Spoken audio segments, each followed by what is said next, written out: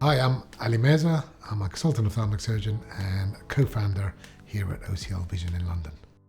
Katerina had a myopic prescription, so she was short-sighted, quite markedly short-sighted, as well as astigmatism. So in Katerina's case, we went with the ICL option, the Implantable Collamer Lens, because that was the safest option for her. Couldn't do laser because the corneas were too thin, and she also had a dry eye problem. One of the big differences with the ICL compared to LASIK is that with the ICL, you can go in and remove that implant. Whereas with laser vision correction, once that cornea is molded, that's it, that's the shape it's going to take, it's not reversible.